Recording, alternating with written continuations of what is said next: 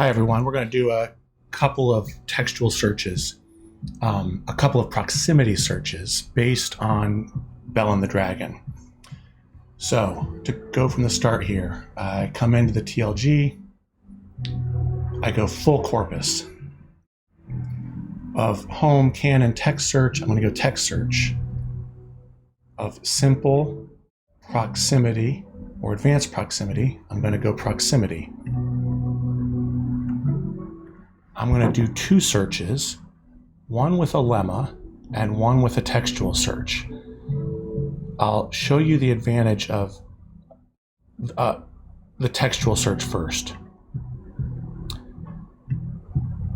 What I would like to do is, in light of Bell 36, where the angel takes a hold of Habakkuk by the crown of his head, I want to see if there are other examples of various verbs, not just epilambano, which is what we get in Bell and the Dragon, but of any other type of the aorist of that verb. So I'm going to just enter labe, which will be the aorist root he took. So we'll get things like analambano, or just lambano, or epilambano. And who gets grabbed by the crown of their head? All right, I'm going to search within 5 words. Here we go. This is just looking for strings of letters. So it's only going to look for koru face in the genitive. It's only going to look for the sequence of letters lambda, alpha, beta, epsilon. And lo and behold, what do we get? We not only get our Bell and the Dragon in the version of Theodotion, and the angel epilambanoed, the angel of the Lord epilambanoed me by the koru face, the crown of his head, but we get an episode from the book of Ezekiel where the likeness of a hand stretched out and it analambanoed me by the koru face of me, by the crown of my head. Now, a couple of you should look that up in the Hebrew and see what interesting term lies behind koru face. I'll give you a hint, it's tzitzit. So my curls, my fringes, and we'll say more about that another time. In any event, you can see that this language of something like an angel grabbing someone by the koru face, the crown of their head, is already in Ezekiel, and it no doubt influences the language that we get in Bell and the Dragon. And that's about it, because from then on we get people commenting, Origen commenting on Ezekiel. So it's just going to quote that line from Ezekiel. I have no idea what this Alteknius is. Then we're going to get John Chrysostom, and John Chrysostom is going to use this expression quite a bit because he likes the story of Ezekiel and he likes the story of Bell and the Dragon. All right, enough for that one. So that was a proximity search where we did a textual search looking for strings of letters. It would not have found koru fe in any other case. It has to be koru face. All right, now let's do a lemma search. And for the lemma search, I want to see if we can find something similar. For the lemma search, I've picked a couple words here that come from Bell and the Dragon and the story of Habakkuk that seem peculiar to me, and I want to see if that tale gets told anywhere else. So I picked this word ariston, which is breakfast or lunch.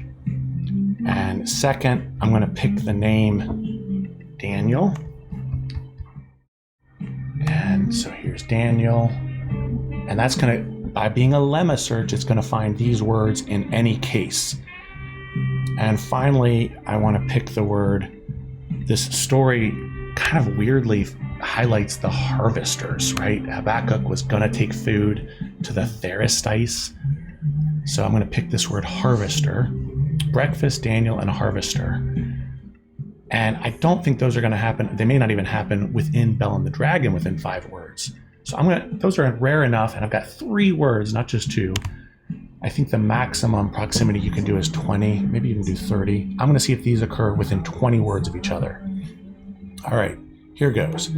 I should definitely get Bell and the Dragon, because that's where I picked these 3 words. But let's see if they occur anywhere else. All right, here's my results. Bell and the Dragon when it says Translatio Graeca, that's the Old Greek or the Septuagint version. Same success with the version of Theodotion. And oh my goodness, what is this? From Epiphanius on Concerning the Prophets, the Life and the Death. And there is a story. We'll just look very quickly and see if we can scan this. And I'll tell you then the bigger thing. Let's have a look. So someone says,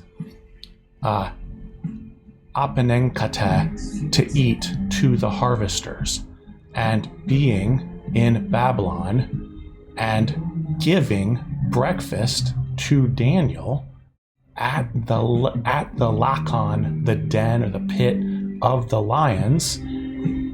Hupastrepsos, he returned and was present for the harvesters eating. What is this about?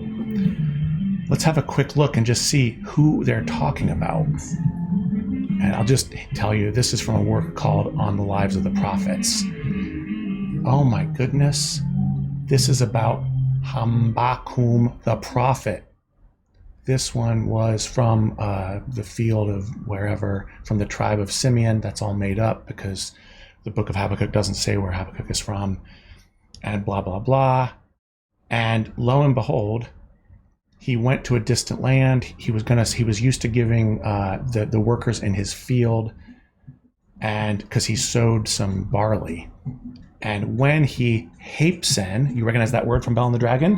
When he cooked up for them some edesmata, some pottage, he prophetuse, he prophesied to his own, that means like his family and the people of his household, saying, I am going to a land, Makron, far away, and quickly I will return.